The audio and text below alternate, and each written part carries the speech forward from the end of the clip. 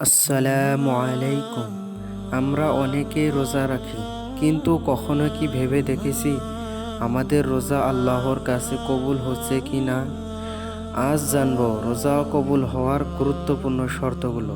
তো ভিডিওটি স্কিপ না করে শেষ পর্যন্ত দেখবেন।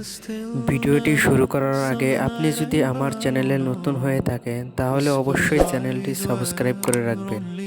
তো চলুন ভিডিওটি শুরু করা যাক। রোজা শুধুমাত্র আল্লাহর সন্তুষ্টির জন্য হতে হবে। লোক দেখানো বা মানুষের প্রশংসা পাওয়ার জন্য হলে রোজা কবুল হবে না। হাদিসে আছে, নিয়তের উপরে আমল নির্ভরশীল। শুধু খাওয়া দাওয়া বন্ধ করাই রোজা নয়, মিথ্যা বলা, গীবত করা, খারাপ কথা বলা এগুলো করলে রোজার সওয়াব কমে যায়। রাসূলুল্লাহ সাল্লাল্লাহু আলাইহি সাল্লাম বলেছেন, যে ব্যক্তি মিথ্যা কথা ও কাজ ছাড়ে না তার খাবার ছাড়ার কোনো প্রয়োজন আল্লাহর নেই।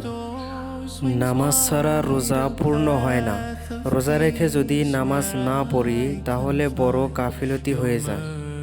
হারাম উপার্জন দিয়ে ইফতার করলে দোয়া কবুলে বাধা আসে। তাই হালাল রিজিক খুব গুরুত্বপূর্ণ। রোজাদারের দোয়া কবুল হয়, তাই ইফতারের আগে আল্লাহর কাছে বেশি বেশি করে দোয়া করতে হবে। প্রিয় ভাই ও বোনেরা, রোজা শুধু না খেয়ে থাকা নয়, এটা আত্মাকে পরিশুদ্ধ করার মাধ্যম। আল্লাহ আমাদের রোজা কবুল করুন এবং গুনাহ মাফ করুন, আমিন। ভিডিওটি ভালো লাগলে লাইক, শেয়ার এবং সাবস্ক্রাইব করবেন। আসসালামু আলাইকুম।